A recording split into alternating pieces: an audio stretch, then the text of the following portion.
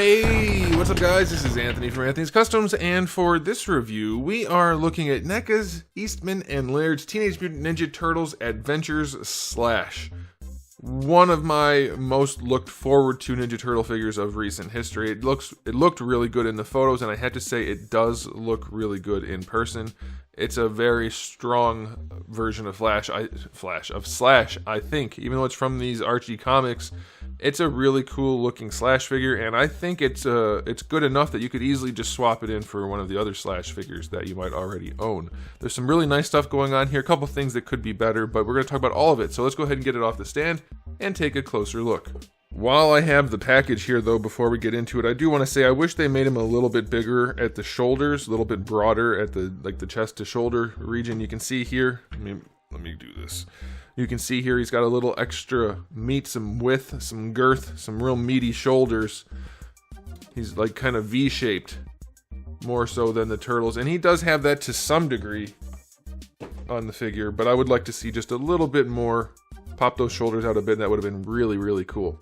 Okay, he's gonna stand just about, we'll call it 14.5 centimeters to the top of the head. That's gonna make him roughly 5 3/8, or 7, 5 5/8. Let's see if I can do that. 5 5/8. He is a little bit shorter than Darwin, comes up to Darwin's chin, so Darwin can sniff him right on top of the head. Okay, question of the day. Which version of Slash is your favorite? For me, it's certainly not the cartoon. I'm gonna go with this one right here. I like it a whole bunch. Okay, so let's talk about the aesthetic. As usual, NECA nails the look. It's a nice matte finish all the way around. I can't tell you how much that makes a figure look more like a high-end piece, a collectible piece. They look so much nicer when they are not glossy, when they shouldn't be. Their paint job is, as usual, very, very nice. Everything's painted a nice, like, solid color, and then you have the black detailing throughout, which looks wonderful. In these versions, you have the heavy line work and the little hash marks, so it does give them a little bit of extra detail. I like that a whole bunch. You can see we do have some detail paint work with, like, his gums showing. That's wonderful. The teeth are nice and clean. The little bits of blue mixed in with the white to give it the shading look. Really, really nice looking. His little bumps also have a different shade of green on them, so brings them to life really wonderfully. Shell doesn't have a whole lot going on, but you know what? It's okay. It has the line work, and I like that. So I think this is just a really, really appealing figure. I think the sculpt work is great. I would like to see the shoulders popped out, but otherwise, it's pretty wonderful. So I'm going to give this guy a 9 out of 10. I do think he should have broader shoulders by a little bit, but that is not that big of a deal. As far as accessories go, you get the 2 fist hands that come on him in the package, then you get 2 gripping hands and 2 open hands. That's pretty good set, I think. You get his 2 weapons, you get his zigzaggy sword, which is really nicely painted, love that. And you get whatever these hook things are called. Again, nicely painted. It doesn't have the blue on the top so much like the sword does, so that's kind of a bummer, but still really nice looking accessories. I'll take it. Not the biggest spread ever though, so I'm just gonna go 8 out of 10. I think that's pretty good though. Extra hands and 2 weapons sounds good to me. Alright, so as far as articulation goes, either mine is stuck or this just isn't meant to move. So the bandana does not move is what I'm going to say. Head is on probably a double ball peg. Could be a single, but it looks down pretty well, looks up pretty well.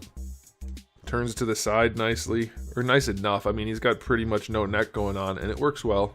Rotation is fine. Shoulders, obviously limited by the shoulder pads. So not going to get the best range going out to the side. That's a little bit irritating. As far as the rotation goes, be careful not to grind it into the shell and to not grind this part into the back part of the shell, but you will otherwise get your full rotation. You do get your bicep swivel in there, double jointed elbow. Not going to be the best range just because this gets in the way, but you do get just better than 90, so I think that's going to be fine, especially considering his chunk. That's alright with me. Wrists get a swivel and a hinge. Be careful, these are hard plastic. I don't know if they'll break off or if they'll break at all, but they might cut you, so when you're using the hands or handling the figure at all, just be careful. There does appear to be a diaphragm joint in there, but it's functionally useless. Can't really move it at all.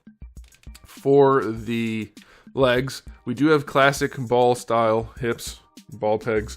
They're not as tight as they should be. This one's okay. This one's fairly loose, so there might be some variance across from figure to figure. But it's not like he's fallen over, but it's not ideal.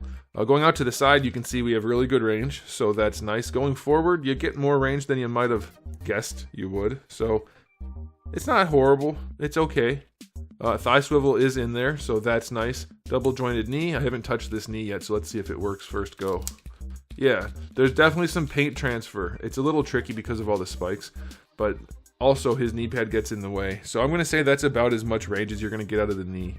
Just about 90, and there's definitely paint transfer from the brown to the green. Same with this side too. Not ideal. Decent enough range, but it doesn't look good because of that paint transfer. And then for the ankle, you can go all the way back and all the way forward, and you get a decent enough ankle rocker. So it's not the best, but it's one of the better ones we've seen as far as posability for a turtle goes. I think it's definitely reasonable. I'll give his articulation it's reasonable, but it's only still going to get a 6 out of 10. He's not going to be in the most dynamic of poses. Now it's time for the final verdict. As usual, NECA nailed the aesthetic, and they gave you decent accessories, and it's going to pose well enough to make it an action figure.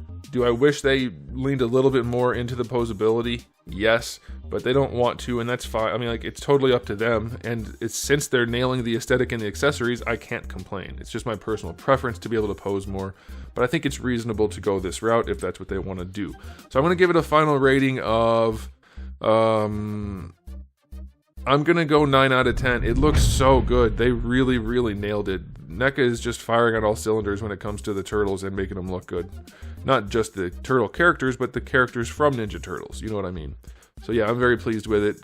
Would rather it posed better, but it's still a damn good purchase. So there it is, guys. Thanks for watching. If you enjoyed the video, please do give it a thumbs up. If you didn't, a thumbs down is okay too. And if you haven't subscribed, you might want to. I have new videos every day but Wednesday, and thousands already on the channel. So make sure you come back for all of that. In the meantime, keep collecting.